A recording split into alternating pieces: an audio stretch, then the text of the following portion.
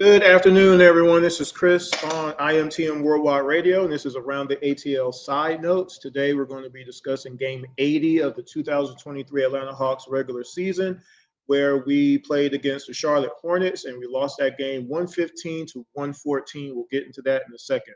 First and foremost, thanks to NBA.com for all the highlights I'm going to show later on this afternoon. Of course, if you're watching for the first time, make sure you subscribe to the IMTN Worldwide Radio YouTube channel. That is my broadcast page. I really would appreciate it. Make sure you share it with a few people who love Atlanta sports. On Around the ATL, we have two versions. One, Around the ATL, the 2-hour show where we go over all Georgia and Atlanta sports, the Falcons, the Braves, the Hawks, Atlanta Dream, Atlanta United, Atlanta Vibe, everybody on the professional side, but also on the college side, UGA, Georgia Tech sometimes, Georgia State. Some of you might get the Georgia Tech joke one of these days, but those are for some of our longtime listeners. But anyway, Albany State, Clark, Atlanta. If they're in Georgia, we're talking about it. And we do it seasonally too. So when college football season gets closer and closer, you're going to hear more about UGA and practices and things of that nature as we get closer to the season. Around the ATL Side Notes is a separate show where we just do topics, specific topics. So it could be about a player, it could be about an incident, it could be about anything, but it's just one topic for that whole show. I'm doing this series right now, going through all the losses that the Hawks had this year to try to help people prove that it's Trae Young's fault and his defense alone that lost us all the games. I'm trying to help everybody out. So that's why I'm doing this particular series. So far, I did the play-in game versus the Bulls, the Pacers game, Minnesota Timberwolves game. I'm going from back to front, okay? So let's get started. Oh, by the way, you can also follow Around the ATL on IMTN Worldwide Radio on Facebook and Instagram. And you can also, I guess I should be pulling this up. So there's Facebook and Instagram, IMTN Worldwide Radio. And then on Twitter, Intellect ATL is mine. My co-host, Jordan Jackson, is Jordan23 ATL.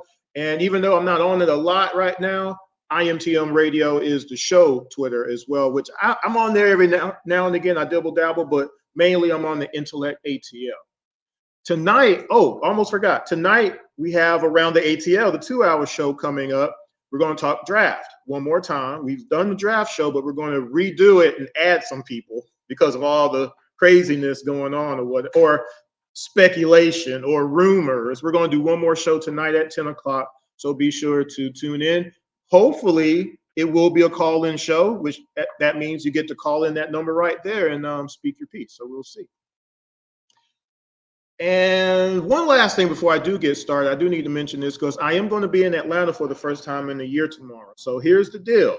If you're watching the show now or later and you see this, if you know a human being that you know personally in Atlanta, Georgia, you work in Atlanta, you go to school in Atlanta, you have family, friends, loved ones in Atlanta, and they need photos, go to IMTM Worldwide Images right there on the bottom. I'm going to be in Atlanta tomorrow. I have a photo shoot for headshots at 1 o'clock in the afternoon tomorrow in Atlanta. I'm going to Stone Mountain. Somebody wants to go to Stone Mountain to take their pictures. So on the technical side, I'm available that morning if someone hits me up today. On the technical side, I could be available later on Wednesday evening if somebody hits me up today, because otherwise I'm going back home. I don't live in Atlanta. I live 2 hours away. Technically, I could stay till Thursday if enough people book me. So again, if you need headshots because you're a business owner and you want headshots for yourself or your staff, I can do that. You're an aspiring model, actor, musician, and you need photos. They're old, they're terrible, you don't like them, you need to get them revamped because they're 10 years old, I'm available. You want some family portraits, kids, loved ones, again, so all that kind of good stuff. Maternity photos, if you know someone who's pregnant currently. I can do a lot, but I need to know about it. And of course, you got to have some money. So I don't charge a lot, but imtmworldwideimages.com is the website. You can also follow me on Instagram. It would be cool if you did that. It's a fairly new page still. IMTM Worldwide Images 1 on Instagram. Now, let's get started.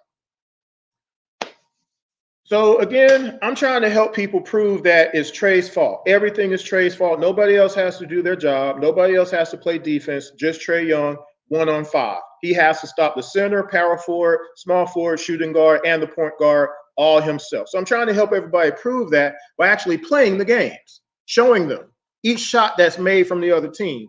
And as I do this series, I'm doing a few things. I'm showing what the top 3 scorers on the other team did. I'm showing the points in the paint given up by the Hawks, second chance points given up by the Hawks, fast break points given up by the Hawks, 3-point percentage given up by the Hawks. I itemized what the Hawks did themselves individually. And then at the very end of the review, I let you know who gave up all the points as well, shot for shot. All right. Now, that all being said, I mean, if you've watched any of the reviews so far, you should be mad about what you've seen. But some people are not, because they just close their eyes and just imagine that they're, in a fantasy world or in the Matrix. I always talk about the Matrix. Somebody, plugs you up, and it's just a different. It's a different galaxy that you're living in. Okay, but I like to deal in facts. I like to deal with what actually happened in the game. And I know a lot of people don't go to games. I know you don't watch games. I know you don't listen to 92.9 The Game to listen to Steve Holman. I know you don't. People don't do it, and they just say stuff. Okay. The most recent game I reviewed was against the Timberwolves. That was game 81, I believe. And in that game, I still haven't had anybody explain to me how exactly it was Trae Young's fault that in the second quarter, the Minnesota Timberwolves hit 6 shots in a row, and Trae Young isn't on the floor. And if the premise is Trae Young is hindering other people from doing their job, why did the Timberwolves score all those points in the second quarter with Trae Young not on the floor? And then the last 5 shots of that game in the fourth quarter, Trae Young is not in the game. How did they score the last 5 shots that they did without Trae Young being on the floor? And most importantly, why didn't the supposed best defensive player on our team not guard Anthony Edwards? Why was Kobe Buffkin, our rookie, the last 2 field goals of the game guarding one of the best players in the NBA to allow him to hit 2 turnaround backboard shots? That's 4 points. We lost that game by 3 points. It was a 1-point game, and we let him hit 2 field goals. 4 points. Go watch that game. Go to IMTN Worldwide Radio on YouTube after this, of course, and go to game 81 and watch that review and watch all the shots. Watch them. You got to do it because you have to look at it for yourselves. You can't just keep listening to people what they say. Fact matters out here, people. Okay? So today, the Hornets, we lost 115 to 114. This was at home, by the way. This was still, I believe, now this I didn't have time to go and check, in regards to the standings and things of this nature, as far as, whether or not the Bulls game was going to be in Atlanta or not. But this was a game that we should have won. Trae wasn't going to play this whole game. I believe this is one of his first games coming back as well, in the midst of it anyway. Because guess what? Trae Young didn't play the whole fourth quarter, which when I get to that point, you should be mad at what happens. But anyway, so the Hornets in this case had 50 points in the paint. Now, they only had 4 second chance points, which you can look at it on the good and bad side. It's good that they didn't have a whole bunch of second chance points, but it also means they hit all of their points in the paint in the first place. They had 13 fast break points. That's not too great in this type of game where we only lost by 1 point. They were 38% from 3. That's going to come into play when I go over this game. Brandon Miller had 27 points. He was 9 of 17 from the floor. That's 52%. Bridges had 18 points. He was 7 for 14, 50%. Grant Williams had 16 points. He was 5 of 6 from the floor and 2 of 3 from 3. Remember that. We lost by 1 point. Now, for the Hawks, we only had 10 players playing that night. Garrison started. He had 10 points. He was 4 of 12 from the field. Vitt started. He had 19 points. He was 8 for 14 from the field. However, there's certain things. We'll get to it later. Clint, he had a decent game. He had 15 points. He was 7 for 10. Bogey, he had 19. He was 6 for 11. Trae had 14 and 11 assists. He was 5 for 5 from shooting. He didn't play the fourth quarter. That actually came into play in this game. Kobe had 11 points. He was 4 of 12 from the field. Dylan had 12 points. He was 4 of 7. Gay had 3 points. Bruno had 5. Trent had 6. So let's get into the first quarter. Let me set this up for y'all. So the first quarter, let's see. First shot. Uno, dos, tres. Here we go. All right, so first shot.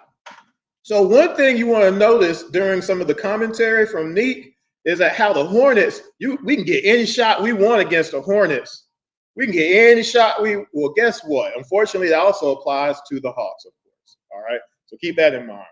Missick has the ball. Vitt is on him. Bridges comes up, doesn't set a screen.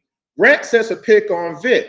Nobody calls it out. Now, if you watch a few of my reviews, you know one of my pet peeves, communication. When I play basketball, I just played Sunday night, you got to communicate. Chris, left. Chris, right. Chris, I got your man. Right? Chris, get back to your man. If I had to switch on somebody else, hey, Chris, I can get back. So we switch back to eliminate a mismatch that might be there. Communicate. If you don't say nothing, bad things happen. Okay? So, of course, Clint comes all the way up to play a guard. Why does he do it? I don't know. Williams goes to the basket. Now, notice Garrison wasn't paying attention. Also got picked. Okay. Would have been a wide open shot if the ball had went to Bridges. But, again, let's watch it. And, again, let's blame Trae Young for this first shot of the game. Wide open. This team here, you can score a lot of points against them. And with that, Todd Boogie Blaylock on the Hawks single season 3-point list to lay in. What? Let me show it again. Wide open. This team here, you can score a lot of points against them. And with that, Todd Boogie Blaylock on the Hawks single season 3-point list to lay in. If you watch any of my reviews, you've noticed our bigs is a training issue. It's a teaching, it's a coaching issue where our bigs can't stay with man. They automatically give up their man to supposedly play defense on someone you don't need to play defense on. There's a rhyme and a rhythm for everything, and this is just pure basketball. This is a read and recognition. And our guys, unlike the rest of the league as a majority, we don't know what to do. I'm going to play it one more time. Wide open. This team here, you can score a lot of points against them. And with that, Todd Boogie Blaylock on the Hawks single season 3-point list to lay in. See, the only way you can get away with Clint continually doing what he does if we were a good rotating team, but we're not. So we can't afford that. If you get beat, you get beat. You need to stay with your man, big man. Because otherwise, guess what happens? And guess what? That happens to us a lot. In this game, it happens a few times. So that's first shot, but blame Trae on that one. Second shot. Now, Missick passes to Williams. Williams passes to Bridges. Now, Bogey isn't really playing Miller. I don't know. Now, Trae is in the paint for some reason as well. Bridges drives, passes to a wide open Miller who hits a three. Okay. Now, I want you to see again what Bogey was doing. All right. So let's play his second shot. Was inserted into the lineup in every game he's played for Charlotte. He started all 25. When you say they shut him down, what are you really saying about that? Here's a long bomb, and that's the three-pointer we were talking about from Brandon Miller. Now, assignments. If you have an assignment, you need to stay on your assignment. There's no reason for you to do anything else but stay on your man. There's no reason for your back to be turned on your man. There's no reason for you, unless you're actually going to set an actual double team, but you can't set a double team with somebody who don't have the ball. Bogey is nowhere near Miller, and Miller hits a wide open three. Well, of course, let's blame Trae on that one too. Third shot. Now this part, Terrence Mann has the ball. Williams sets a pick on Trae. Clint actually kind of stays with the switch this time, but then he backs up instead of stopping the ball. Okay. Mann could have pulled up for a jumper, but he didn't. Bogey again has left his man. All right. Miller is open, but instead Mann passes to Bridges. All right. When that happens, Garrison backs up. So Bridges has a wide open three, which he hits it. Okay. Now, here's one thing about getting picked or screened. You switch and you stay with that new man. That's the job. That's the whole point of playing defense. Now, if you just don't want to do the job, you shouldn't be on the floor. It gets me mad. Because, again, I've been playing basketball for 40 plus years. I don't know why this is so difficult, but it is for us for some reason. Okay. That's the job, though. Okay. And again, listen to Neek and what he says again, and check the score when we get to the fourth quarter and see how the game ends. But I don't want to get too far ahead of myself. Here's shot 3 of the first quarter. Like I said, you're going to get points against this team. They don't defend that well. And a three ball on the way for Charlotte. And I just have to say, it's just these contests. Like when you watch these reviews of these shots, just look at the contests of some of these shots. I just want y'all to just look at that just for what it is. There's a couple where you're going to ask yourself, how come he didn't jump? Because if he had jumped with his height and wingspan and everything, he should have blocked that shot. But he just stood on his flat feet. Okay. I'm trying not to jump too far ahead, but it's coming. That was the third shot of the first quarter. Again, though, let's blame Trae on that one too. Fourth shot, Missick brings the ball up. Vitt is on him. Vitt can't get around a lazy pick by Williams. Garrison is 30 feet away from Bridges. Not even looking at him, by the way. Okay. He's looking at Missick. I don't know why. Ask me. I don't know. Missick drives. Bridges walks to the three, gets the pass, shoots the three. Let's watch it. By the way, don't forget, you can make a comment, make sure it's clean in the comment section. But if you got a comment about any of these clips or thoughts, let me know, and I'll try to get to them as I go. All right, so here's shot number 4. Here we go. Ball, you're going to get any shot you want. Bridges again, good again. Miles Bridges, good back. You hear how Nick keeps saying how Hornets will give up any shot you want? But it looks like the Hawks are giving up every shot that the Hornets want. Let me play that again for y'all. Ball, you're going to get any shot you want. Bridges again, good again. Miles Bridges, good back.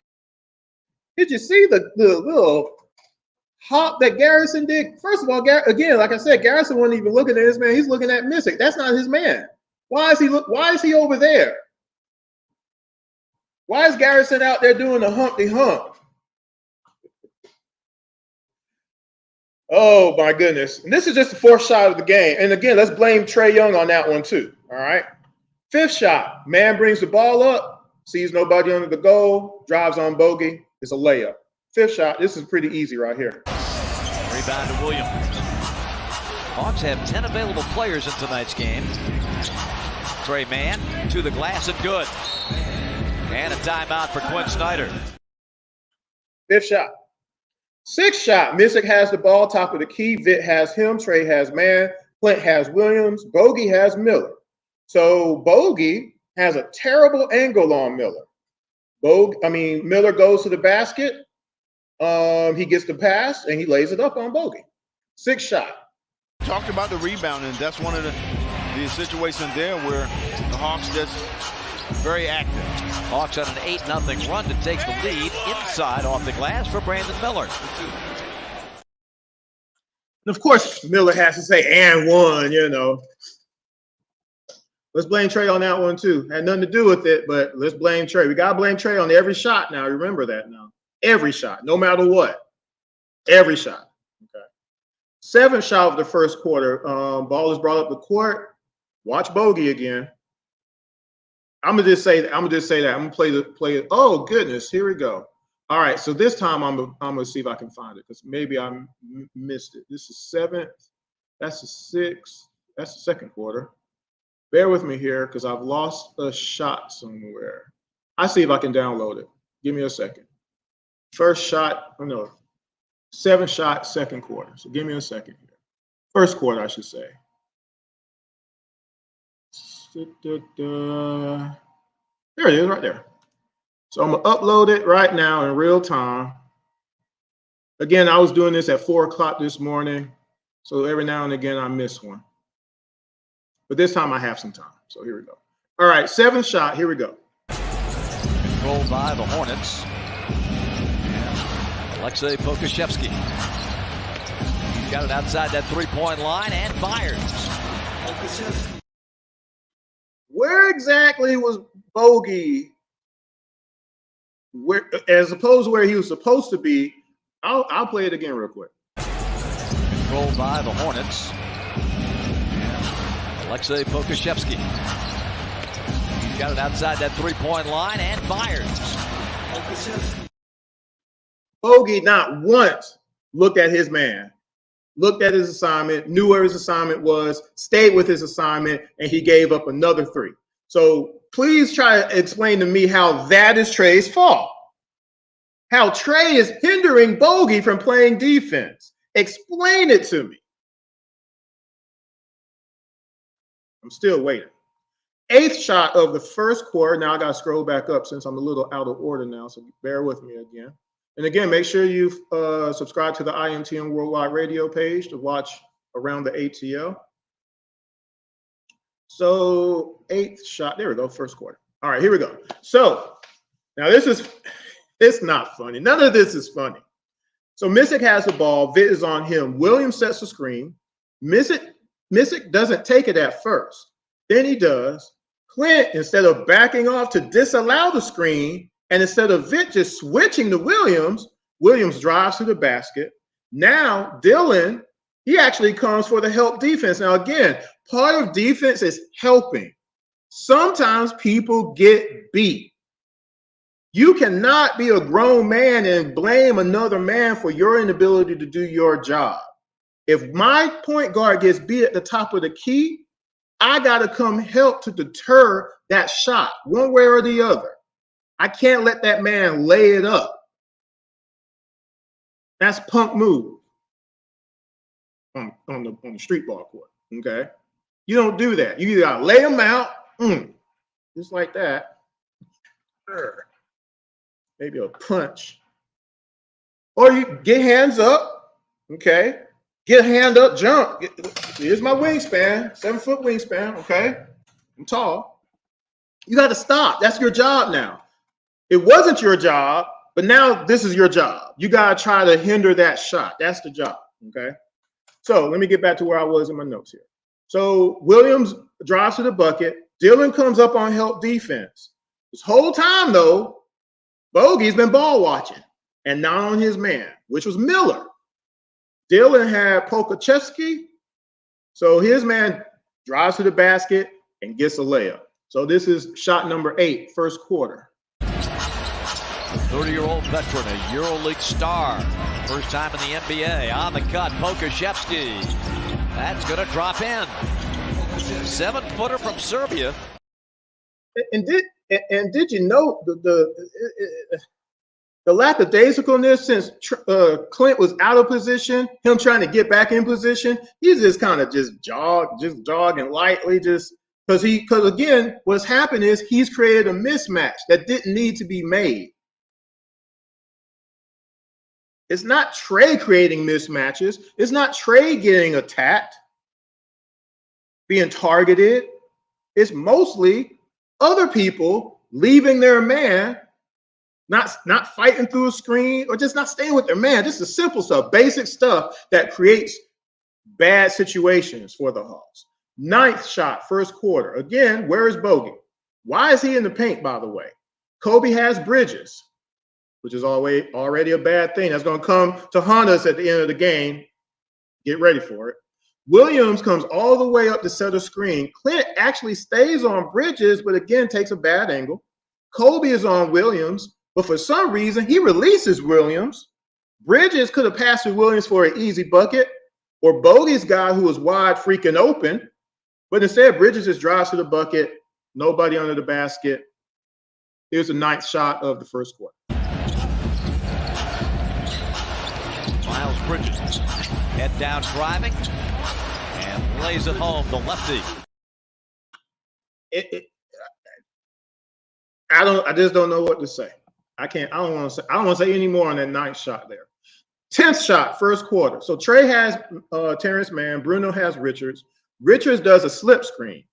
Trae gets around, but Bruno had already made the decision. Already made the decision up in his mind that no matter what, he has to do what he's about to do. So what happens is Bruno gets in Trae's way. Man drives. Bruno's man has dived all the way to the rim and gets an easy layup. Now, if Bruno had just stayed with his man, that shot wouldn't have at least been as easy. Also, what's Garrison doing? 10th shot, first quarter. Trae Mann on the lob to Nick Richards.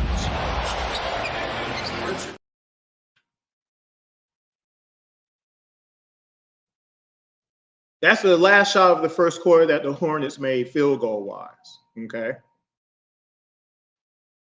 Do you understand where I'm coming from with my angst, with people saying what they've been saying? But I'm looking at it in real time. But again, I had to do this twice because I had to download the video and then upload it and then write everything that's happening.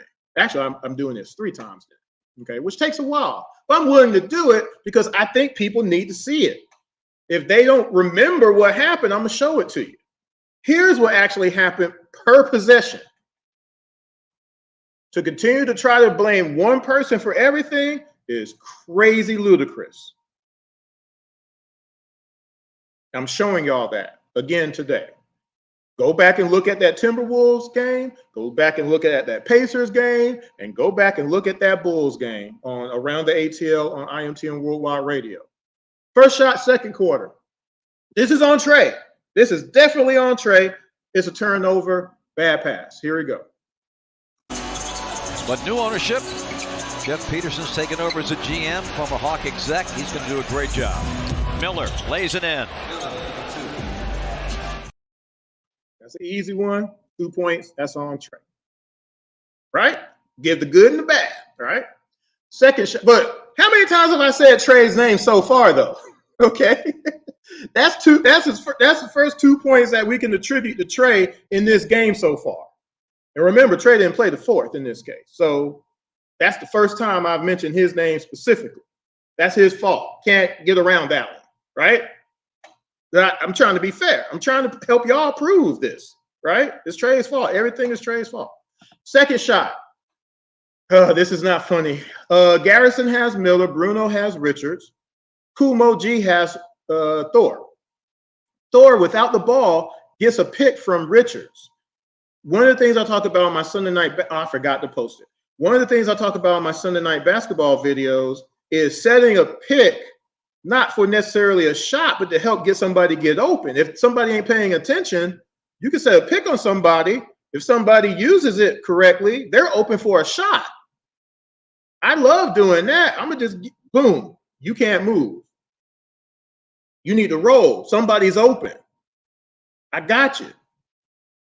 But anyway, so Bruno. Okay, so that's just where am I at? Second shot. So Thor, without the ball, gets a pick from Richards. Bruno actually lets it go in this case.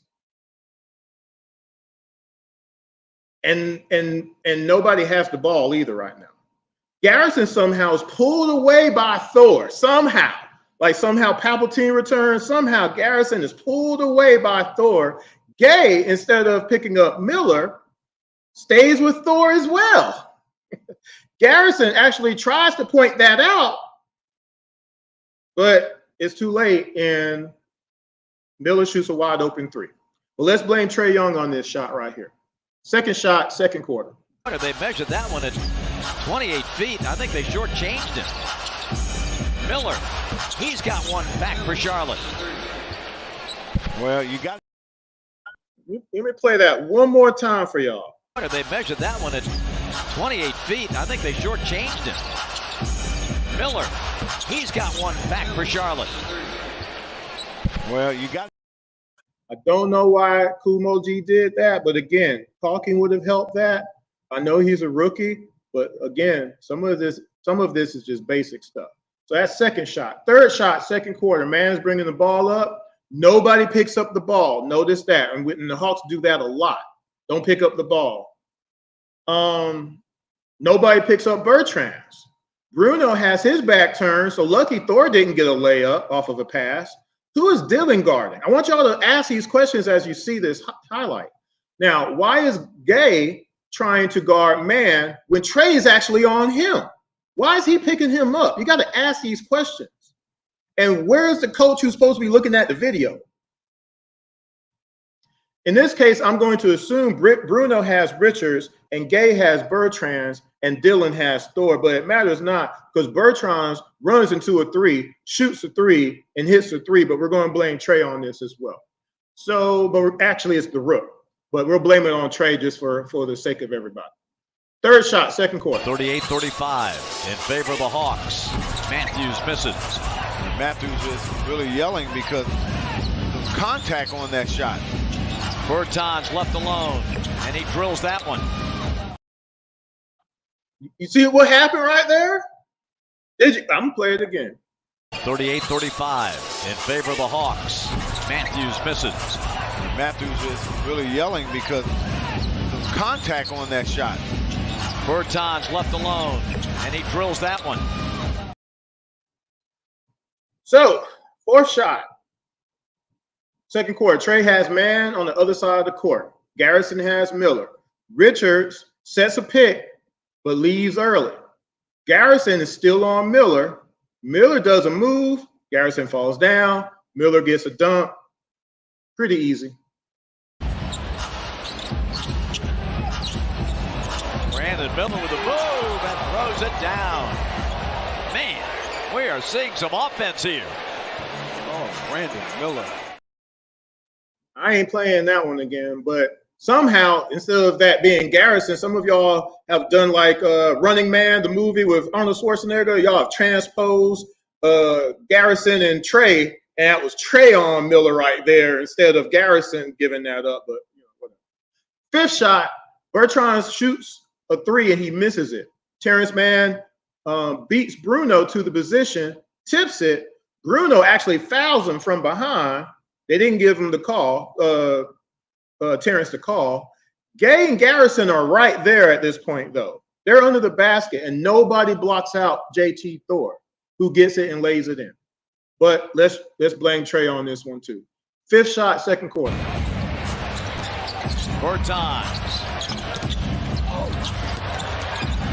JT Thor with a stick back. First of all, note how confident Bertrand's was to come up the floor and shoot a three in transition. Nobody stops the ball. But anyway, sixth shot. Here's another turnover by Trae. He's picked by Richards. Bruno doesn't pick up who. Let me play this one real quick. Let me play this one first. Is this second? Yeah, this is number 6. 44-42. Trae still has the touch. And the lob to Richards. So did you notice Trae got picked by Richards? Bruno doesn't pick up who he's picking up, man or Richards. So on the backside defense, Gage just stands there. He's just standing there. So when man makes a dribble move, Richards just cuts to the basket and dunks it. Why is this allowed? Why is this even possible? Because we don't have no defensive coaching. We don't have no defensive discipline. That's why. But blame Trae, I guess. 7 shots, second quarter. Now,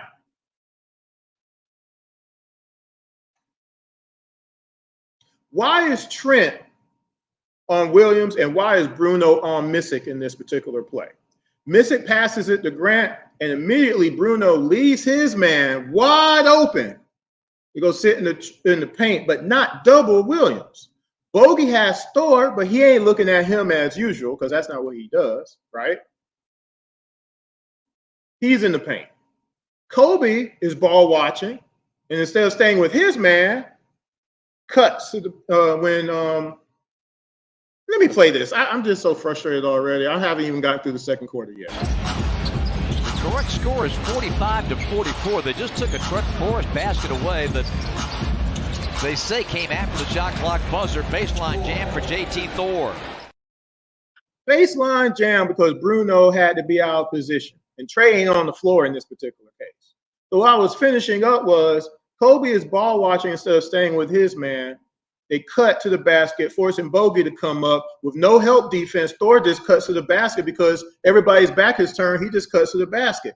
That particular instance is very similar to last year in the Boston series where Brown is at the three-point line, just comes in because Hunter is looking all over here instead of staying with Jaylen Brown, and Brown gets an easy dunk.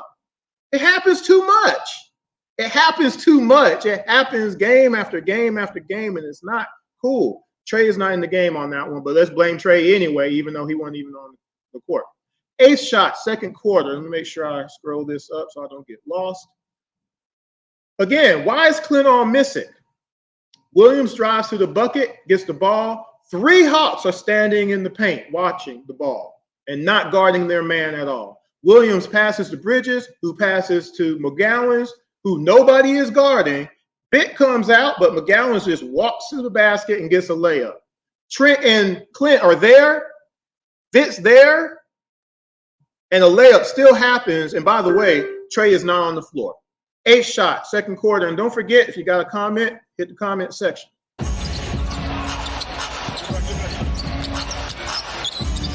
On the drive, Bruce McGowan's laying it in. Yeah, that's too easy, too. I mean, like, what did Trent, let me play that again. I have to play that one. On the drive, Bruce McGowan's laying it in. Yeah, that's too easy, too. I mean, First of all, Vitt gave up the layup. Clint was right there. He's supposed to be a defender. He didn't do anything. But Trent was there also, and he could have stopped the ball, but he ran all the way out to get out of his way so he could lay up the ball. See, it's a mindset. See, if I had did that on the court Sunday night, I wouldn't got picked up the rest of the night. Chris on God tonight. Oh man, Chris, he too slow tonight. He too old. We can't play the. You see what I'm saying? You can't get away with that. 9th shot, second quarter. Trae's back in the. Oh, by the way, that 8th shot, Trae wasn't on the floor again, but you still blame Trae for giving up those points, even though he wasn't in the game. Got to keep that in mind now, right? Trae's back in the game. 9th shot. Trae's on Missick. Vitt is supposed to be on McGowan's. But what does he do? Missick is driving. Vitt collapses on Missick for no reason. Trae is on him, and even if he got by Trae, Clint is there. Help defense, right? Isn't he? But Vitt drops and leaves his man wide open, so Missick passes to McGowan, and guess what he does? Hits a 3. Let's watch it. Boy, that was a nice move by Vitt. yeah, it was. 55-49 Hawks. Got that one with the left hand. Bryce McGowan. He drills a 3. I'm gonna play that. I'm gonna play that one more time. Boy, that was a nice move by Vitt. Yeah, it was. 55-49 Hawks. Got Hits that one with the left hand. Bryce McGowan, he drills a three. It's not Trae Young doing that. It's other players taking themselves out of position and creating situations that shouldn't exist. And it hurts the whole team. And it happens the whole game, every game. And it's not getting coached out. There can't be no video review of this before game, after game, during the game. Because how are there not any adjustments for over-helping? How? There's no reason for Vic to have done what he did. None. There is no explanation for it. That was make sure. That was a nice shot. Last shot of the second quarter before halftime. So Clint is supposed to be on Williams. Missick drives to the basket. Vic is on him. Now, for some reason, Missick stops. He was going to the basket. He had a layup. But for some reason, Missick stops, doesn't put up the shot. Instead, he stops and turns. Now, meanwhile, Clint has completely left his man wide open again. Missick passes the ball. Williams hits a wide open three. Clint is on Williams. Remember earlier I told you how many points Williams had in this game? And he was 2 of 3 from 3. This is one of them. Now, if Missick had just drove all the way and laid it up, this would have been on Trae. But that didn't happen. It didn't occur. Something else happened instead. So let's watch the last shot of the second quarter.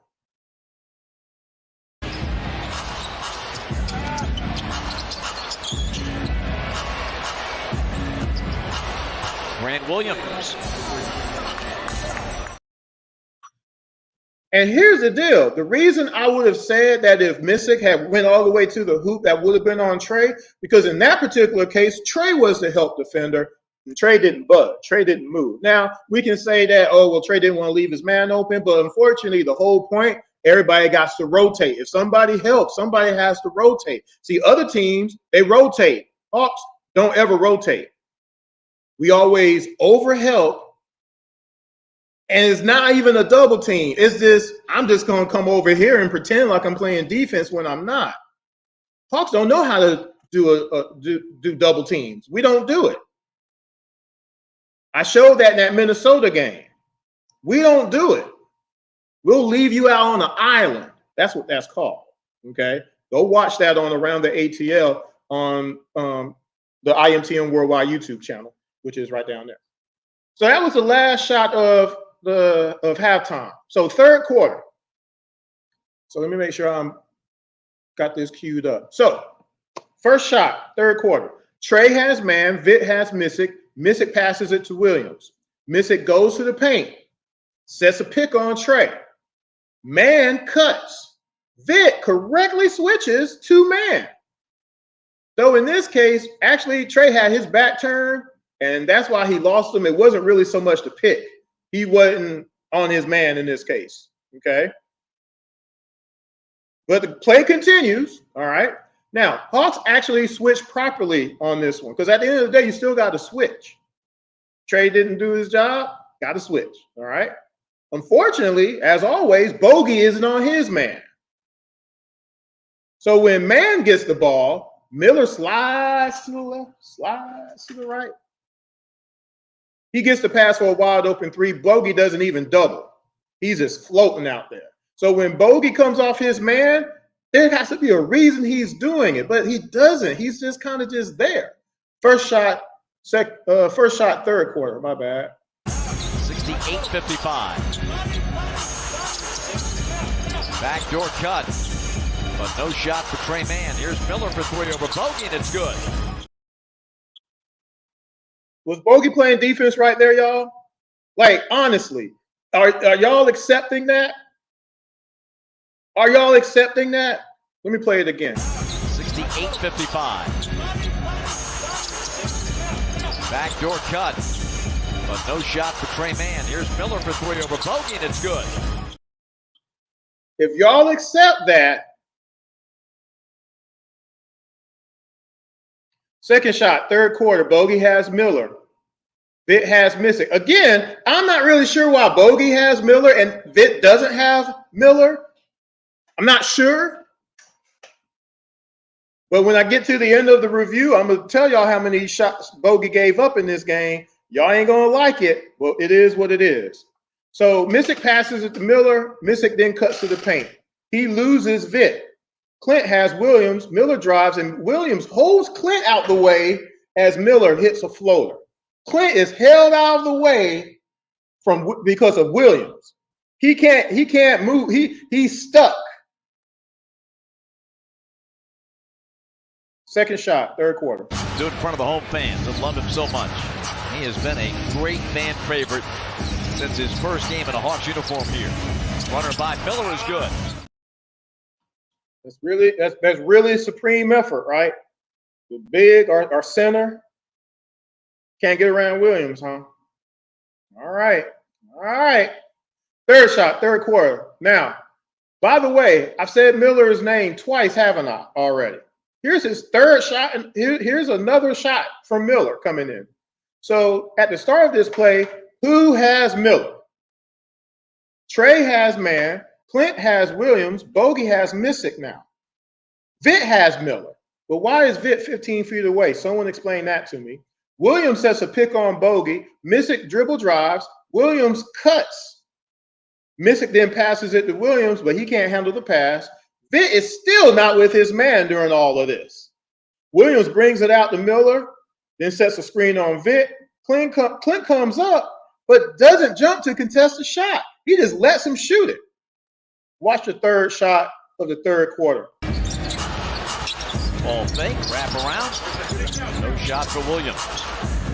10 on the shot clock. Miller deep on the sideline. Man, Miller is on fire. Again, how is that acceptable to anybody? And again, how are y'all blaming that on Trae? Trae had nothing to do with that.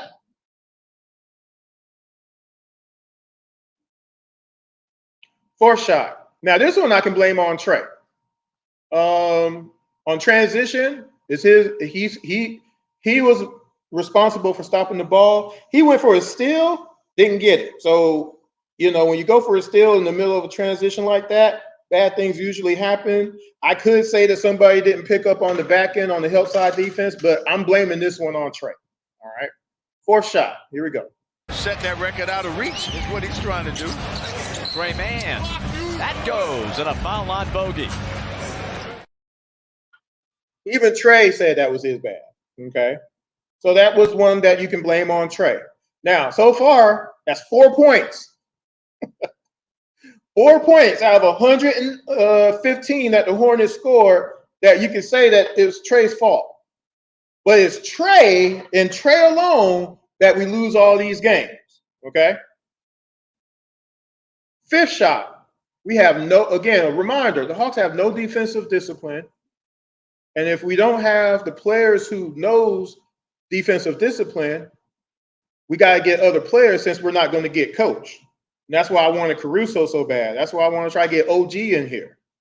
You see what I'm saying? Pat Bev knows defense. Pat Bev has gotten Defensive Player of the Year votes and first or second team all defensive team. You see what I'm saying? We need players who play better defense overall because what we got ain't good. It's bad. All right. Kumo G has Bridges. This is fifth shot, third quarter. Kumo G has Bridges. Bruno has Richards. Richards sets a screen, but Gay stays with Bridges. Guess what, though? Bridges just leans the opposite direction. Instead of letting Gay go through another screen, Bruno jumps it, and Richards cuts to the basket. Now, that would have been a layup, but instead, Bridges passes to Pokachevsky for a wide open three. The reason he's wide open, because Vitt is 10 feet away from him. Fifth shot, third quarter.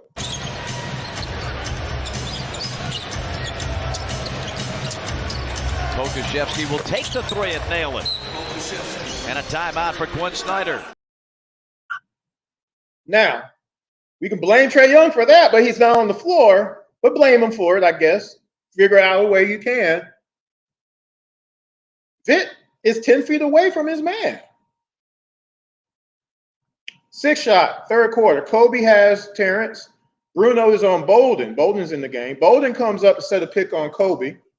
Man drives with Kobe on his hip. Garrison is the help defense in this case. Bruno, of course, commits to man. Man passes it to Bolden. Easy bucket. Again, we overhelp every time. We come up too far. Bad positioning every time. Kobe is beat. You got to rotate to stop the ball. When you overhelp, you give up layups, and the rest of the NBA knows this is how the Hawks play. Why do you think we give up so many points in the paint? Sixth shot, third quarter. Second unit is getting it done. Lob and the dunk by Bolden. Third-year man from Duke. Bruno be like, did you notice the score there? We're getting close now. Let me go ahead and do this real quick because we're actually, that was the last shot of the third quarter, by the way. This is crazy.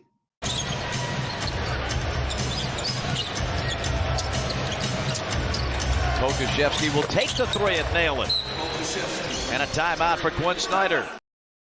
So you see that score? Actually, you don't see it with the scroll. Let me do this real quick. Give me a second.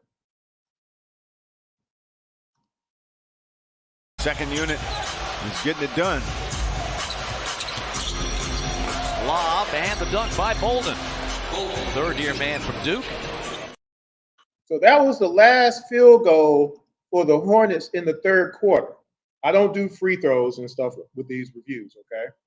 So you saw what the score was. Now, at this point, Trae Young is not back in the game. Whole fourth quarter. He is sat. He is benched. Okay, and again, I believe this is one of his first couple of games back from injury. Okay, so he didn't play the fourth quarter. The Hawks had a substantial lead in this case against the Hornets. All right, so first shot, fourth quarter, the score is 92-77. All right, I am now, again, this is not funny. All right, man brings the ball up. He passes Terrence Mann, for everybody who doesn't know.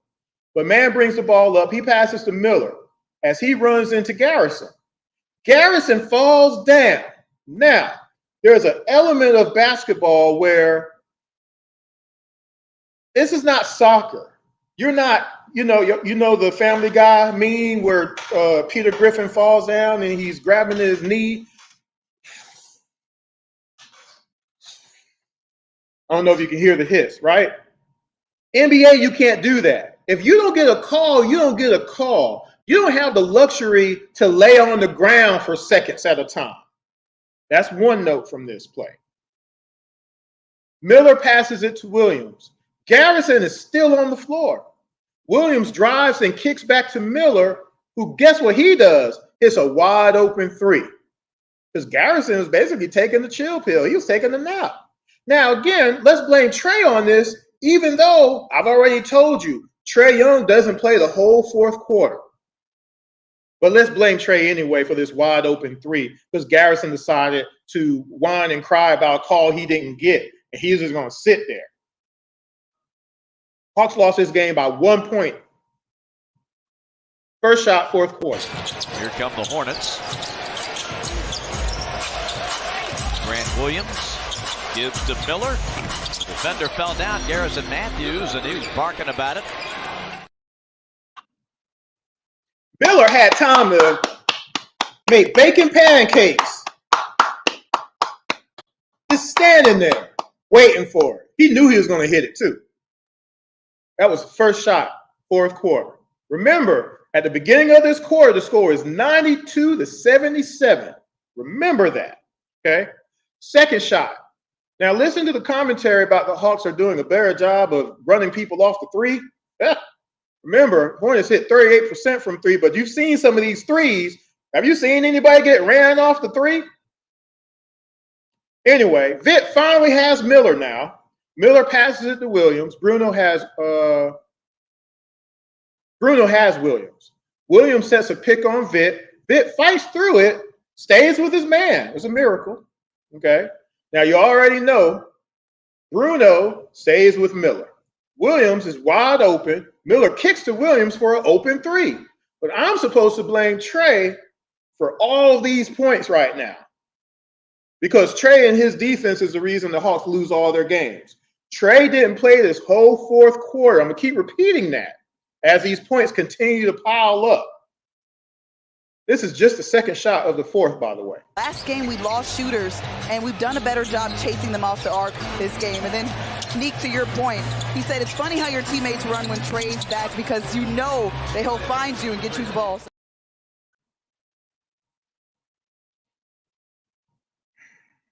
Third shot, fourth quarter. Blame Trae again, who isn't on the floor. Okay. Trent loses the ball to Man. Man comes up the court. He waits for his teammates. Thor is streaking down the floor. What is Bruno doing? Ask yourself this. I'll tell you what he's doing. He's watching Thor glide by as Man passes him the ball for a dunk. Remember, Hornets had 50 points in the paint this game. Third shot, fourth quarter. 1 of 6 on threes. Thievery. Florida on Florida State. Trae Mann. Down the lane to JT Thor for the slam. What can you say? What can you say? Fourth shot. Again, let's blame Trae Young and his defense, even though he didn't play the whole fourth quarter. And the reason I keep mentioning that is because there was 28 games that Trae didn't play, and we lost 14 of those games. In the 14 games that we won, you still have people balling out of control, even though Trae ain't on the floor. So my whole contention is, if for 28 games, why didn't we go 25-3 rather than 14-14 if Trae ain't even on the floor? How come you can't stop people from scoring all their points? Why we still got people dropping 30, 36, 38 points on us, and Trae ain't there to hinder you from doing your job? And most importantly, how did Malachi Flynn drop 50 on the Hawks? Why does Maxey have 30? Why does Anthony Simons have 36? Why does D'Lo have D'Angelo Russell? Why does he have 27 points in the game? Why? Why? If Trae ain't there, what's the deal? Why does Booker have 30? You see what I'm saying? Why does I don't understand it. And nobody wants to explain it. What shot was that? Fifth shot. So Bruno turns the ball over in this case. Williams brings the ball up on a fast break. Nobody gets on Bertrand's. Williams cross-court passes to Bertrand's, and Bertrand's hits a wide-open jumper. Fortunately, his foot was on the line. Now, this particular game, Hawks had 14 turnovers. Trae did have 5 turnovers this night. Sure did. Again, this is one of his first nights back or whatnot. They only scored 4 points off of his turnovers. Okay? Just saying. I went and looked it up just to let people know. He had 14 points. He had 11 dimes. He had 5 turnovers. Hornets scored 4 points off his turnovers. Okay? But here's the fifth shot of the last quarter. Well, the Hawks are taking a couple of tough shots. There's another turnover right here. And for Atlanta, number 14, three-point attempt by Bertans is good. And the Hawks take a timeout. The Hornets have cut it back to 6. Did you hear? The Hornets and cut it back to 6. The score at the beginning of the quarter was 92-77. Trae Young ain't playing. Trae Young was there. It was 92-77. Trae Young ain't in the game. And somehow his defense is allowing the Hawks to allow the Hornets to get back in the game, but Trae's on the bench. It must be magic. Sixth shot, last quarter. Bertrand brings it up, passes to Thor. He passes to Williams. Williams drives, gets a layup on Mohamed Gay. Kumo G. Vitt didn't even try to contest. He just stands there. Sixth shot. Obi Bumpkin with the miss. JT Thor gives to Grant Williams. He fakes Bogey. Drives in. Push shot. Good. Drives in. Push shot. Good. Francis asked me, hey, bro, any clue about who we draft tomorrow? I'm actually doing the draft show tonight at 10 o'clock. So if you want to check that out, we've already done a draft show, but I'm adding some names because from the first draft show to now, we've had like a billion rumors, Francis. So we're going to add a couple of more people possibly to our video review of players and whatnot. So because right now, like I said, I have no confidence in our organization. They might draft me number one at this point. Okay, I got a better chance of getting drafted. I can play still. Shoot, give me a couple of weeks. I can get out there. I can at least score from my position and rebound from my position and get block shots from my position. And I'm gonna get 6 passes a night, 6 assists a night. But anyway, that was the 6th shot of the 4th quarter. All right. So here is. Hold on, let me go ahead and type this. Draft show scheduled. I can't even spell tonight at 10 p.m. Well, hopefully, Francis, you heard my answer. 7th shot. So let me get back to the 7th. 7, 7, 7. All right. So man is dribbling. Richard sets a slip screen. And you have 3 players on Terrence Mann. 3. Richards dives to the bucket. Man passes it to him. It's a hook shot on game. Here we go. That's 19 for Beat. A new season high. Richards gets 2 of them back. If they had looked a little bit, they would have had Bertrand's in the corner for an open 3 again, right? 8th shot. Man has the ball. He passes to Bridges. Kobe is on him. Nobody comes to double. Nobody comes to help. Just leave people on the island. That's what the Hawks like to do. Bridges drives on Kobe and lays it up. Score is 103-99 at this point. And remember, Trae Young doesn't play the whole 4th quarter. Remember that now. 8th shot. 103-97. Bridges has the size advantage and takes Buffkin right to the hole. It don't matter.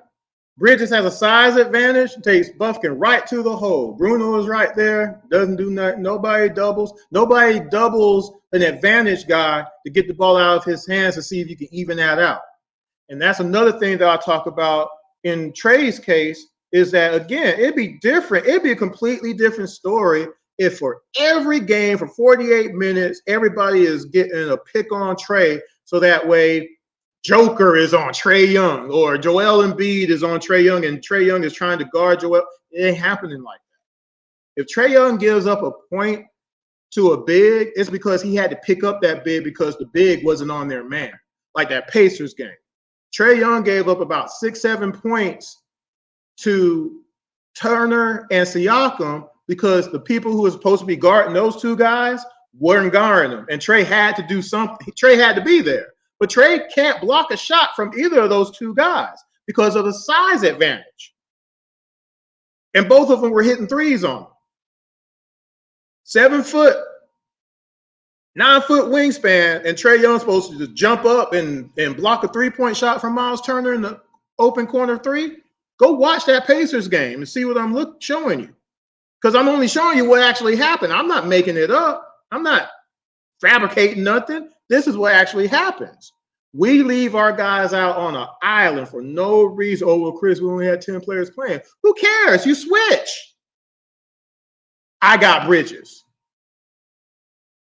Bruno should have said, I got Bridges. Somebody else can take Williams. He's short. He's short stuff. Vic, somebody. But you don't let Kobe Buffkin do it. But see, they did it with the Wolves game, the very next game. Last 2 shots that Minnesota hit was from Ant-Man. And he hit 2 turnaround buckets off the backboard on Kobe Buffkin because nobody wanted to double. Garrison just standing there, illegal defense, and didn't double. Just standing there, didn't do nothing. It was a 1-point game. We lost that game by 3 points.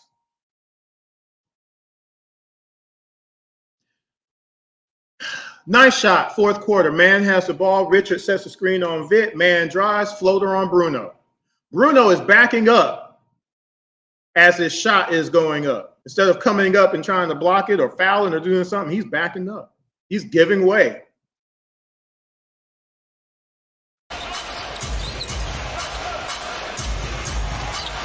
Man's floater. Got 14. We're almost done. We're almost done. 10th shot. So before I start this one, Trae Young is still not in the game because he's out for the fourth quarter. Hornets have hit 9 field goals at this time now, okay? How is anybody still blaming Trae Young? Not understanding it. He ain't playing, but his defense is the reason that the Hawks lose games. Trae Young ain't played the whole fourth quarter, okay? Bit has the ball stolen. Man goes coast to coast for a layup. Very easy. Score is now 106 to 103. This is a 10th shot of the fourth quarter. Beach pass knocked down and stolen by Trae Mann. And he'll hit the reverse. 106-103, and Quinn's going to take a timeout. 11th shot, fourth quarter. Bridges has the ball. Basically, he scores on Bruno one-on-one. So I guess Bruno can't actually stop him, but at least he tried, I guess. Right? He tried, right? 11th shot, fourth quarter. Here come the Hornets. Once again, down the floor, trailing by 4 points. Miles Bridges gets bumped. Takes it in on Bruno. Off the glass and good. What a move by Miles Bridges. How about doubling him? You can't stop him, you double. Because guess what? Now, on that particular, which shot was that? That was 11th. Score is 107-105 Hawks. Here's the 12th shot. Man has the ball. He passes it to Williams. Man cuts. Kobe stays with him. William pumps. Bruno jumps.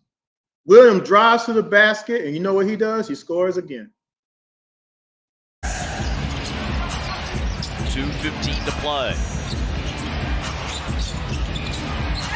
Williams heroes and hits.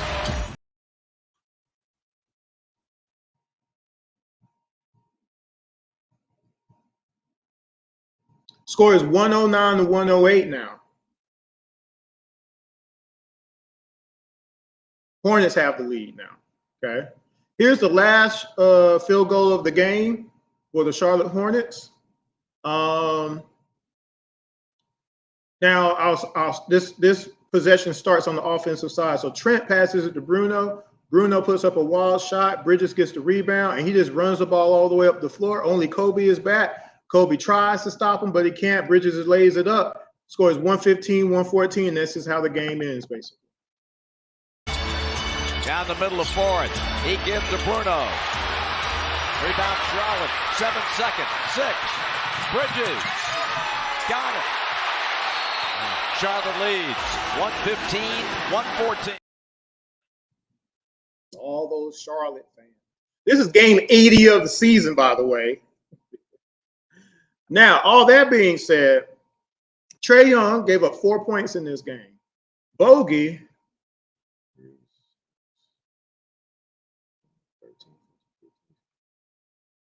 21 points Bogey gives up in this game.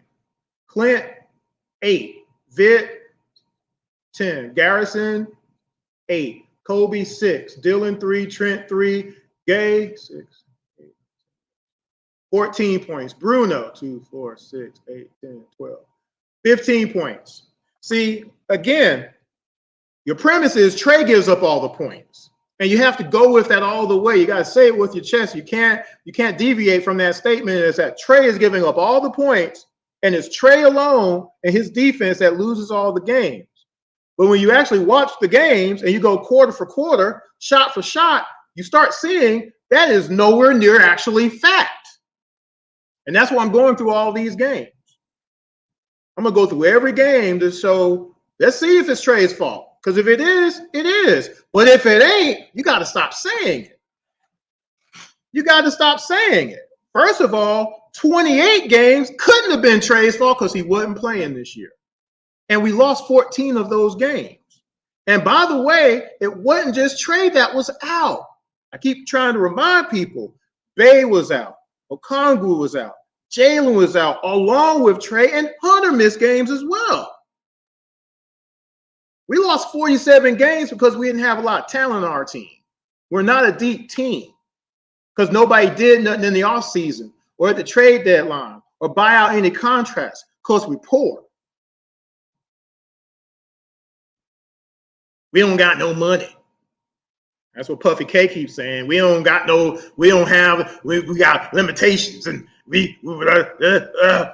but dude's a billionaire though. What limitations does he have? Don't y'all think that's a little bit strange when he's on The Athletic and Sports Illustrated and Bleacher Report and Zoom calls saying, man, F that luxury tax stuff. I'm going to do what I need to do to make my team competitive. Oh, my bad. I should have did something after the ECF guys. I won't let that mistake happen again. This is all within the same time frame. We're going to spend the money to compete. No, we're going to run it back. We're going to spend the money to compete. No, we're going to run it back. 2022 season, the Hawks lost 12-plus games after having a 10-point lead or more to go into the 2023 season losing 21 games by 7 points or less. And we did nothing to stop it. And y'all are cool with that. Like diggable planets? You cool? Some of y'all will get that later. We lost this game by 1 point, y'all. We were up 92-77, and we lost this game at home by 1 point. Blame Trae Young, though. Blame Trae Young. Keep doing it.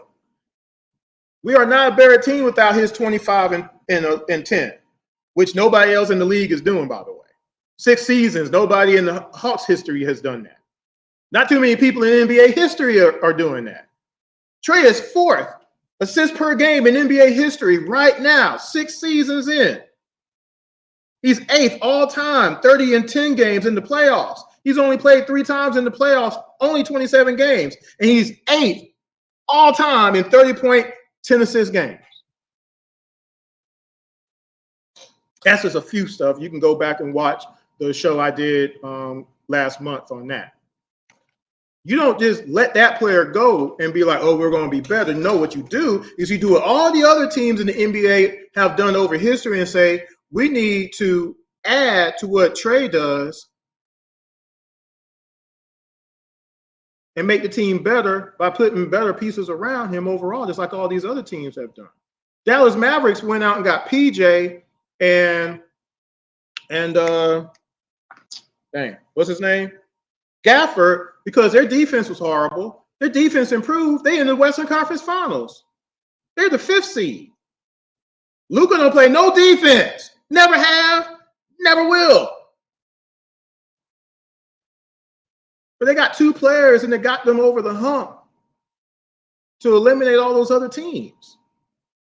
They just ended up running into the worst matchup they could match up against because they got discipline over there in Beantown. No, we ain't over helping. You gonna one-on-one us to death. But all these other people, they ain't gonna do jack. They're gonna have to get their own. What's that Neo song? I'm not gonna sing today. On your own, whatever that song is, y'all know the melody. It's a cool song. But Dallas Mavericks went to the finals. By the way, again, Trae got to a conference finals before Luka did. Think about that. And we did nothing to follow that up. And we said, no, TLC is good. He's really good. 0 points a game, 35 minutes, but we don't need to play JJ. We don't need that. Hunter hasn't played 70 games in a season yet. He doesn't rebound. He doesn't block shots. He doesn't get any steals. He's supposed to be an ace defender, 3 and D. He's never gotten a vote for Defensive Player of the Year, and he's never been a first or second team all-defensive team. He doesn't lock down nobody. I've shown that in just the 3 games that I've shown y'all so far. Bulls game, the Pacers game, Minnesota game. Why wasn't Hunter on ad? there's one. Well, I can't. Well, wait a minute. Maybe I could play it. I have to delete it. No, I've already deleted it. Damn. There is one play where Cat is in the corner three and Hunter is on him. And Cat basically dribble drives all the way to the basket and lays it in on Hunter. And I'm like, how's that defense? Like, explain that to me. I wish we had gotten Caruso. That would have been one partial fix. But one player wasn't going to do it. And that's why I said, let's get Caruso. Let's get OG. Let's get Drummond. Let's get Pat Bev. Let's get Kevin Durant, though, too. Because Kevin Durant has length. He rebounds his position. He's going to get you some blocks just by default. But his length, his defensive rebounding is going to help out because now all of a sudden you're not giving up all those second chance points and points in the paint. If we get Sarr as well, along with JJ and his effort, operative word, and then Caruso, because guess what? Caruso knows how to block out too. Besides playing on the ball defense, because he's a defensive player. He can prove that because he's in the first, second team all defensive player. He's gotten some votes for defensive player of the year. He knows what he's doing. We go and get OG, spend the bucks, get OG, and he bring him off the bench. So when KD goes goes to the bench, you got OG coming in there to replace him. More defense, right?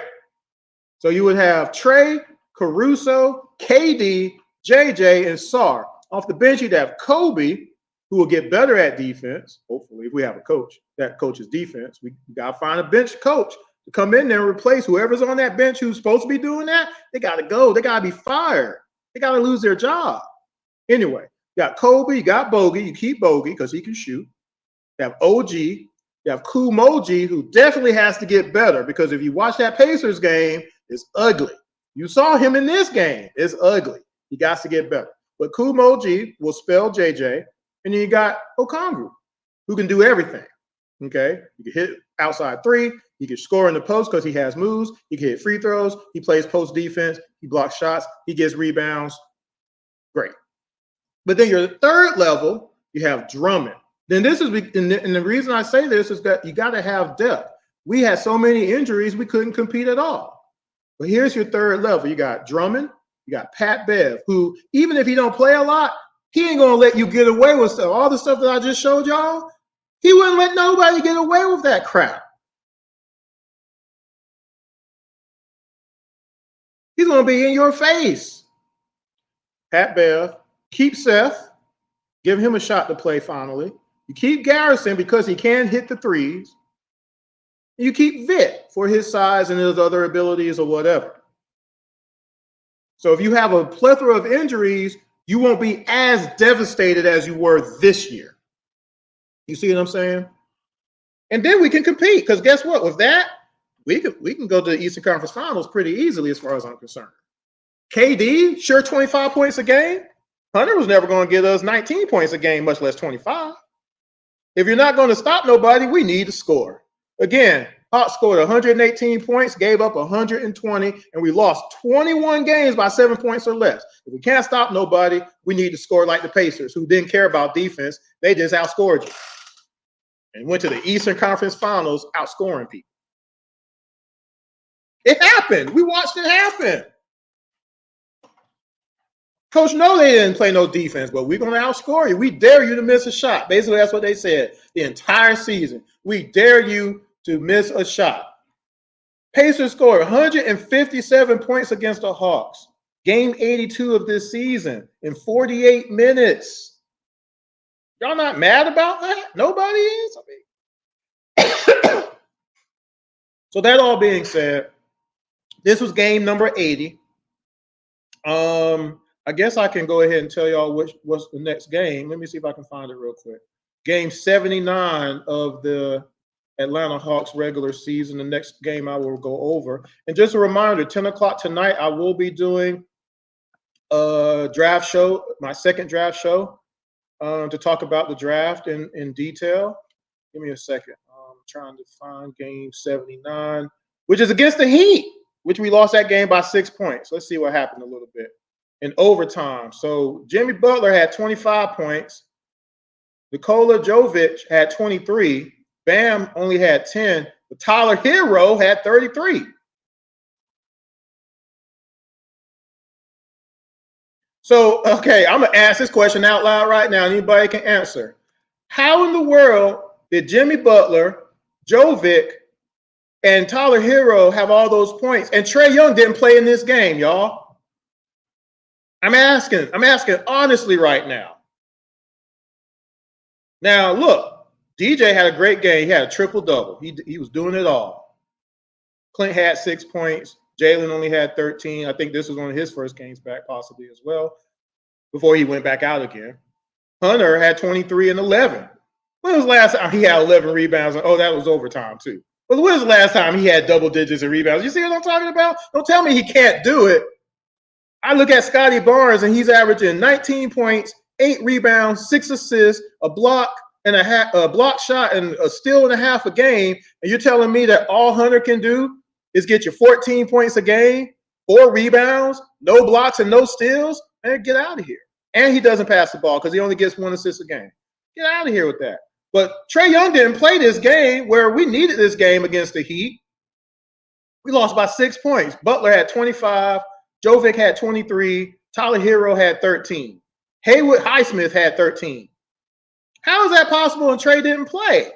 If the reason that Hunter and Murray can't play defense is because of Trae Young, explain that loss. The Hawks lost 14 games without Trae Young this year. Explain them all. We should have been literally 28-0 from what y'all told me. That game is going to be hilarious to go over, I'm sure. I'm probably going to be really upset. Probably my blood pressure is going to go up because we lost that game by 6 points. It was a winnable game. We lost 21 games by 7 points or less. The last 4, look, I went over the Bulls game, the play-in game, which we lost 130 to 115, I think, right? The Pacers game, which we got blown out, they scored 157. But the Timberwolves game, which was right before that, we lost by 3 points. And then this game, we lost by 1 point.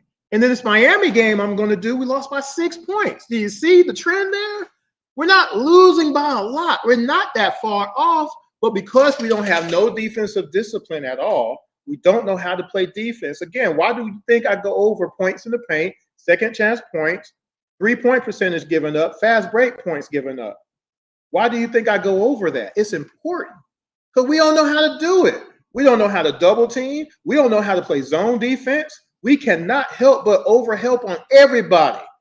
Our bigs don't know how to play. That's just the sad truth of it. Clint don't know what he's doing out there. He is not good in the post. You saw, I mean, my God, what else do I got to do? That's why you need different. But coaching also is a part of that. You can't just say, oh, well, Chris, they've been playing for 10 years. No. All these other teams have coaches to say, this is what you're doing. This is what you should be doing. And they do it in the game. Not wait for the game to be over. Why are we letting them score all these points? Why did we let the Charlotte Hornets come back from being down 92 to 77 in the fourth quarter in Atlanta, in State Farm Arena, to win that game? Like, do we not have no pride? I mean, you got to start asking those kind of questions at a certain point. So I'm about to get out of here. I don't see any other comments. So I'm about to bolt out of here because my mom just called me. I got to make sure she's cool. I don't know what's going on there. But I didn't want to stop the show right where I was when she initially called. Let me make sure she hadn't texted me. I wanted to get through this show. Yeah, she didn't text me, so it might not be that important. But again, make sure you subscribe to the IMTM Worldwide Radio YouTube channel. You can also follow IMTM Worldwide Radio on Facebook and Instagram. Make sure you follow me on Twitter, Intellect ATL. My co-host Jordan Jackson, Jordan23 ATL. Again, we're going to be doing a show tonight at 10 o'clock to go over the draft again. So if you got comments, thoughts, figures, whatever. Just to be brief, to answer Francis's question, we need to get Sarr. His tape, all of his highlights, all of his tapes show the following. 1, he will be a threat as a center. We haven't had a threat at center since Al Horford. What I mean by threat, he can actually hit a jump shot. And he wants to hit a jump shot. Clint Capella can't hit a three. He hasn't shot a three in 10 years, y'all. So you can't keep complaining about how we're not up to date with the up-to-date NBA and then not be mad at Clint for not being able to hit a three, a 15-foot jump shot, a 10-foot jump shot, and he can't hit a shot off the square on the backboard. He has no touch. He can't hit free throws. And then on top of all of that, he can't stop nobody in the post. You can't be happy with that when there is options, and we got the number one pick. Sarr can do all the things I just mentioned. His tape shows that he can switch and cover. He's going to come up and not leave that man wide open for a jumper. And guess what? He also is going to block some shots.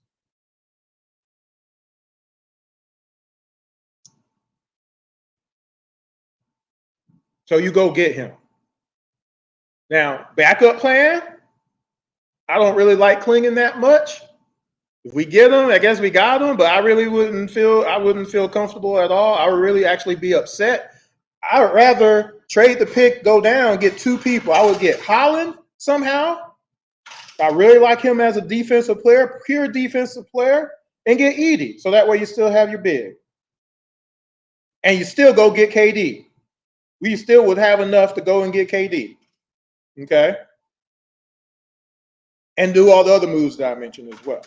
So that would be my main plan and then backup plan.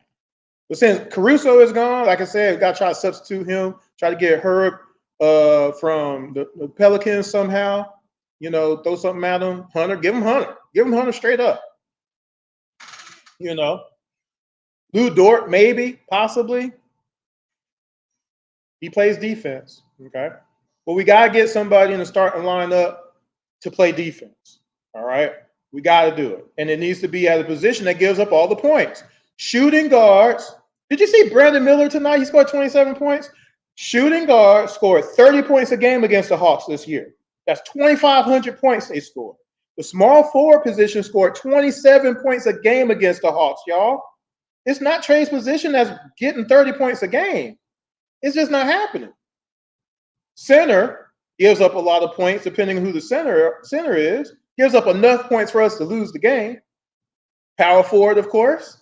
Trae don't guard those positions. Y'all make him out like he does, but it just ain't true.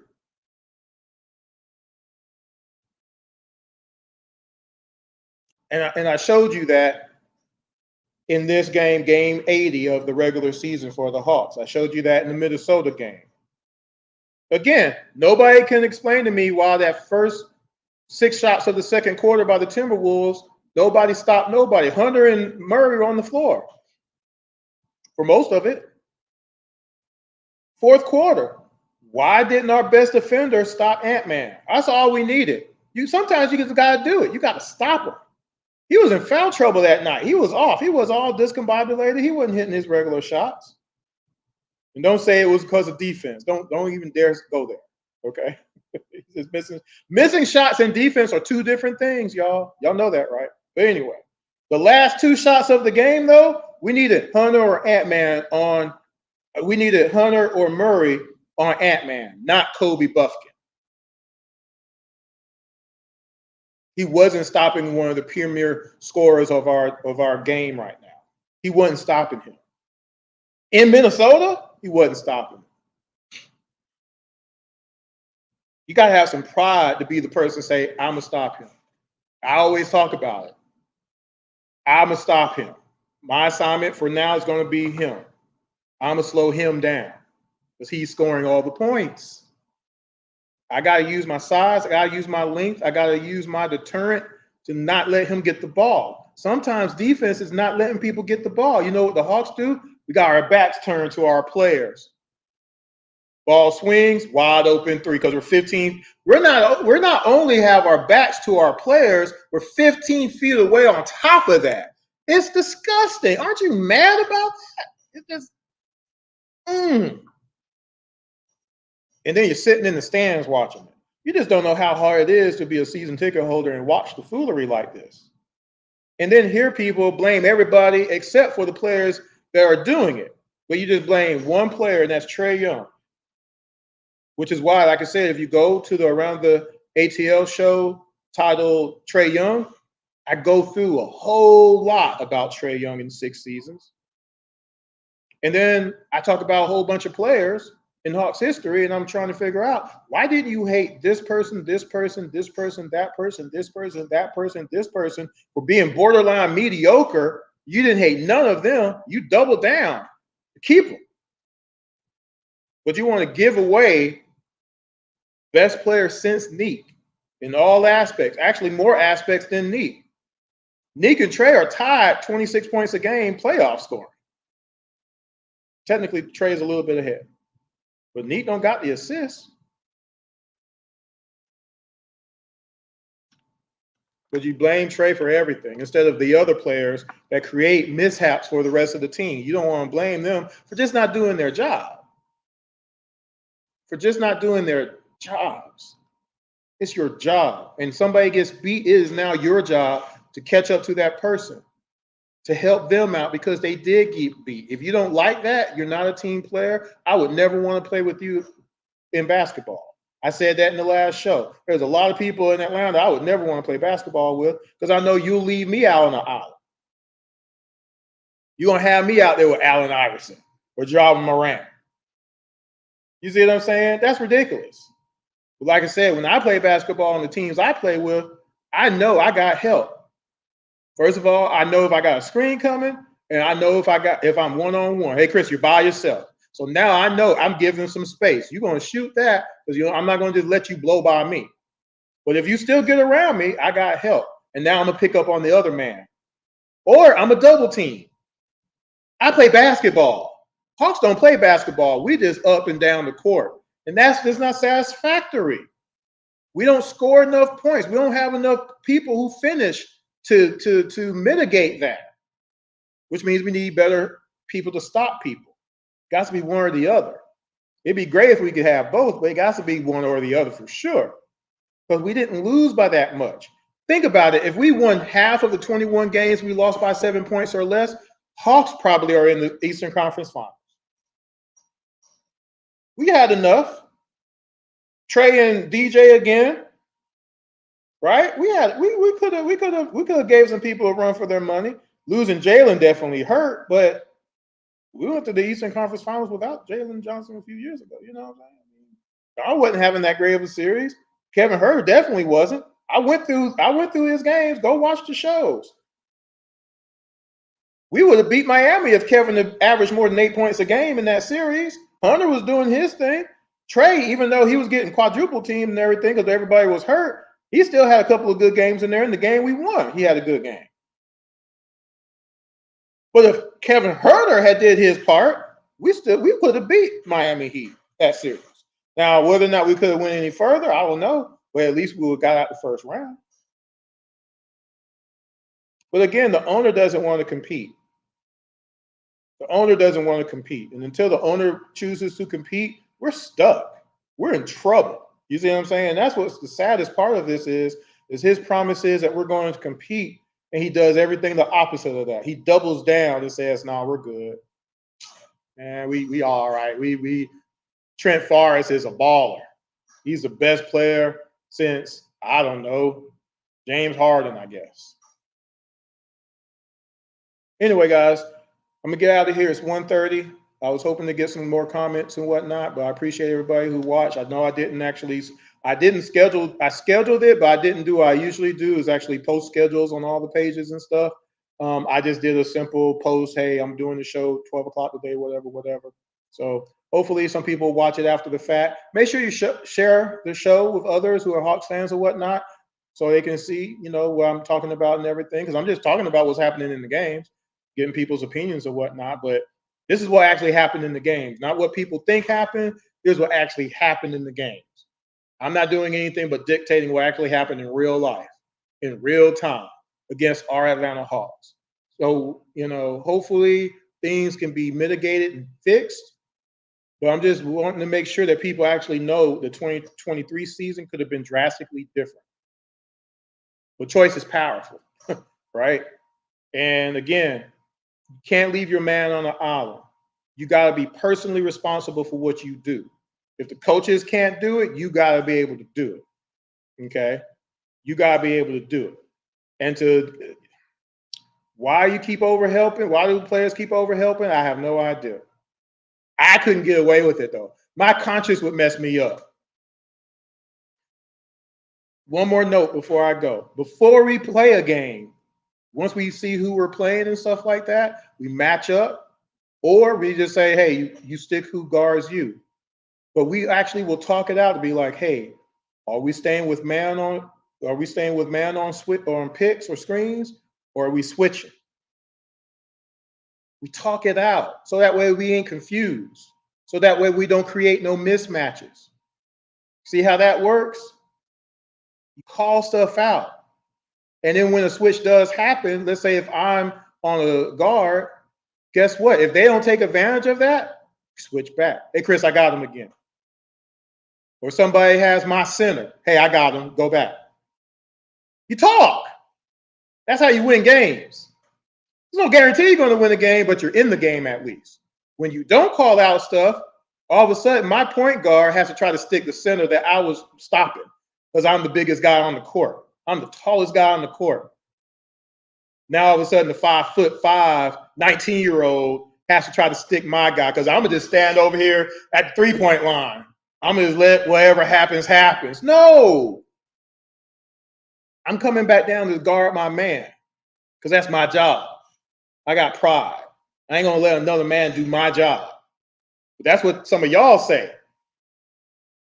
I'm going to just let Trae, I'm going to be over here and I'm going to just, pretend like I can't get to my man in time, Siakam. And I'm going to just let Trae try to guard him. And if Trae gives up the points, oh, well, it's his fault. That's not basketball, y'all. You couldn't get away with that on the street court. Couldn't get away with that on no street court, y'all. Y'all know that, right? Can't do that. You got to do your job all the way through. You're trying to win the game, ain't you? Are you out there in slides? I think some people be out there playing in slides, and that's why some folks say that what they do. When I used to live in Atlanta and in Miami, and I saw people come out there with some slides talking about they playing, I get right back in my car and I drive to another court. I don't even, nope, not me. Because I ain't out there for exercise. I'm out there to compete. I'm out there to try to win out for the night. And when people mess that up, I get mad because I'm like, we could have won this game. I'm trying to go 2 for 3 for the night, however many games I get to play. I forgot to post the Sunday night basketball video, and what I'm going to start doing is actually post them here on on the YouTube channel, I should say. And the only thing is, I actually record them right after the game. So usually I'm pretty much sweating and dog tired and stuff. Lighting ain't good. So I'm going to see if I can get away with it or if I'm going to just wait till I get home and try to do it the next morning. But I like to do it on Sunday night because it's fresh in my mind as far as everything that happened. Because what I do, by the way, if you've never watched a Sunday night basketball video, I go through what happens in the games and I attribute some of the games to technique or just, what's it called? Fundamentals of basketball. And then I attribute some of those things to what the Hawks do or don't do well. Okay. And when we play with clock. We play 16-minute games up to 12. We play 2s and 1s. Okay. 3s or 2s, 2s or 1s. Okay. If the clock goes 0 and you're tied, we play to the next 3 points. We used to play to the next 2, but if a person hits a 2, the game is over. Seems like a cop-out. So now you got to win by 3. And we usually, we try to play at least 5 games, 6 games, but it's a lot of games when you're playing 16 minutes a game, though. That's a lot of basketball, full court, right? And a lot of us are in our late 40s now. Some of us are in our 50s. Some of us are in our 60s. And some of the guys have kids, and their kids are 18, 19 years old. I played a 15-year-old the other week. He was like 6'6", 15 years old. I'm like, what are you eating? I had to guard him, though. He was the tallest. He was crazy. He scored 1 point on me, though. I said, that's a good shot, but I'm about to come over here and hit a 3 on you now because you made me mad. He was like, oh, man, that was a good shot, Chris. But anyway, you mentor the young kids. You mentor the next generation because they're next, obviously, right? Just coming up. But we have fun with it. But we compete. We ain't out there just for our daily. We out there to try to win some games. You know what I'm saying? So, like I say, I just think some of y'all just have never played competitive basketball or competitive sport to where you would just be willing to leave your teammates out there when that's not necessary. Like, this ain't tennis. This ain't golf. 5-on-5 is 5-on-5. Know where your man is. Stay with your man. When a double team is needed, then you double team. And then people have to rotate. You got to be able to do that at some point. Hawks don't know how, and that's why we lose games. That's why we lose games. It ain't Trae Young. Trae Young ain't the best defender. I will say it again. He ain't ever going to be the best defender, but he's okay. He's a team leader in charges per game. He does take the ball from people. And it's not just in the passing lane. He take it from you. Thievery, as Bob Rathman says, right? He ain't averaging a steal plus a game for nothing. Doing more than Hunter. Sheesh. But his stature is going to prevent him from doing some stuff. But again, he ain't getting attacked. Just like Spud Webb wasn't getting attacked. You see what I'm saying? Just like Muggsy Bogues wasn't getting attacked. Damon Stoudemire wasn't getting attacked. I'm sorry. It ain't happening like a lot of y'all are making it out to be. Trae Young ain't on the wrong people because he's doing stuff. Not nowhere near the extent that you make it out. It's because other people don't pick up their man, and then he's forced to have to try to stick somebody that at the end of the day is impossible. He's not stopping Joker. He's not stopping. Why should there ever be a reason that Joel Embiid is on Trae Young and you let it happen? You don't switch back or double team. Why would you just let that 2 points happen? Or and one. Why would you let that in your good conscience let that happen? You should feel ashamed. At least some people have a different mindset than me. But I would never let a grown man blame somebody else for me not doing my job. That's just unconscionable to me. That's just wrong. You see what I'm saying? And unfortunately, it just ain't true. What's true is people just ain't playing hard. People ain't doing their job. People ain't sticking with their assignment. And I'm going to keep showing all these games shot for shot so you can see it for yourself how people just be wandering around, spinning around, not knowing where the guy is, putting in no effort to get back where you're supposed to be. Layup line, open three, layup line, open three. Put a beat on that, somebody. I'll put something on it. Anyway, that being said, I'm going to get out of here. Eventually, I'm going to change the intro. I've been pretty busy. Crazy stuff be happening. But I will finish. I'm gonna edit the intro to where we have the correct players for the Falcons, namely the quarterback position, and some other things. But again, I've been waiting a little bit because things could drastically change for the Hawks. So I've been kind of waiting for that to happen in free agency before I go do a whole change of the intro. Because, I mean, LeBron James could be here, right? Anyway, guys, this is Chris on Around the ATL on IMTM Worldwide Radio. Pass the word about the show if you enjoyed it. Hopefully next time y'all will check out the show, which will be tonight at 10 o'clock. Hopefully I don't pass out. 10 o'clock, we're talking the draft again. So if you want to call into the show, definitely, again, join the subscribe, hit the notification button so you know when the show airs. And we can talk some Atlanta Hawks basketball again later on tonight. In the meantime, y'all take care. Peace.